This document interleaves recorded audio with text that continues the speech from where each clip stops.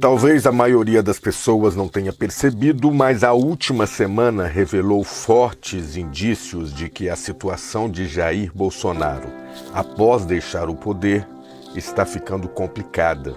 Não é à toa, portanto, o misterioso tweet do deputado André Janones anteontem. Não posso falar muita coisa, apenas uma garantia.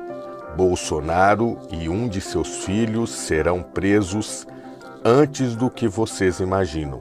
Tic-tac, tic-tac, tic-tac.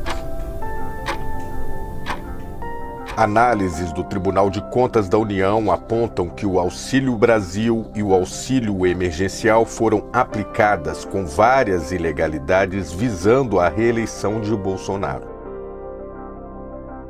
Os técnicos, por exemplo, apontam a inclusão de milhões de famílias de uma pessoa entre os beneficiários, o que facilitou as fraudes. O empréstimo consignado também foi usado como arma por votos, sem considerar seu potencial explosivo sobre as finanças de dezenas de milhões de brasileiros nos próximos meses, quando o empréstimo deverá ser pago. O TCU calcula que pelo menos 3,5 milhões de famílias teriam recebido o Auxílio Brasil de forma fraudulenta. Um outro sinal das fraudes está nas próprias entrevistas dos membros da equipe de transição do presidente eleito Lula. Em vários momentos, claro que sem ainda dar detalhes muito precisos, pois a investigação está em andamento, mas em vários momentos eles indicam o uso corrupto do cargo por Bolsonaro na tentativa desesperada de reeleição.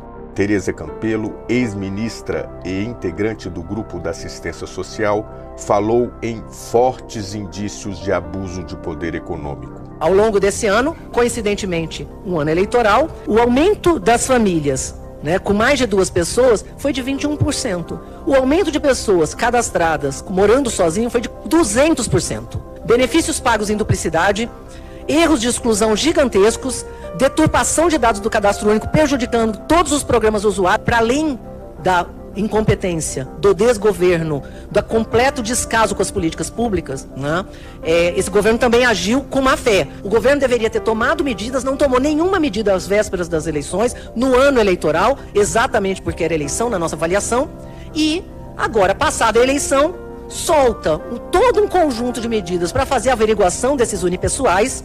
Aloísio Mercadante, coordenador dos grupos técnicos, foi ainda mais direto, falando que a prática pode representar crime de compra de votos com dinheiro público. Quando o TCU acende o alerta, a Caixa Econômica diz que tem problema no sistema, para de dar continuidade ao programa, terminou a campanha como se não existisse o programa, eles não dão continuidade, não justificam e acham que ninguém viu. Nós vimos, estou dizendo para a Caixa Econômica Federal e para esse ministério, para esse governo, nós vimos e vamos representar ao Ministério Público, à CGU, ao TCU e aos órgãos de controle, porque precisa ter uma rigorosa apuração.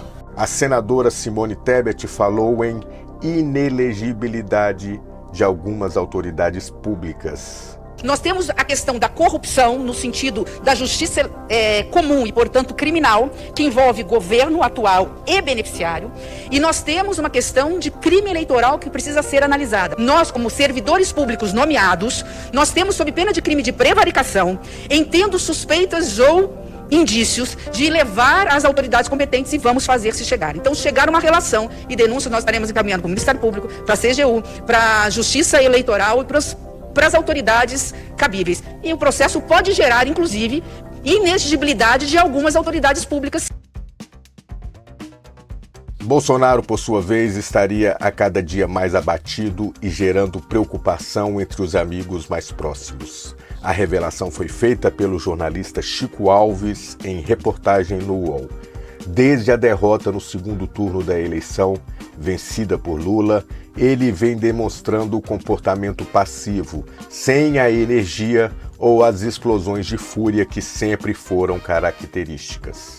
Ele acreditava que haveria alguma mudança no quadro político por conta das manifestações à porta dos quartéis e nas rodovias, mas acho que percebeu que não tem jeito, disse um dos amigos ouvidos pela reportagem. Uma imagem que viralizou mostra o momento em que generais prestam continência a Bolsonaro e ele mantém uma imagem de velório. Um fato incontestável é que, desde o resultado do segundo turno, Bolsonaro nunca mais encontrou com os visitantes à frente do Palácio da Alvorada, naquele chamado cercadinho. A antecipação da diplomação de Lula de 19 de dezembro para 12 de dezembro também serviu como um catalisador da depressão do atual presidente. A cada notícia, ao ver que a mudança de governo se aproxima, ele nota que a situação é irreversível, diz um político que esteve recentemente com Bolsonaro. A tristeza dele é preocupante. Talvez seja caso médico. Sim, talvez seja caso médico, mas existe cura para uma doença chamada medo de cadeia?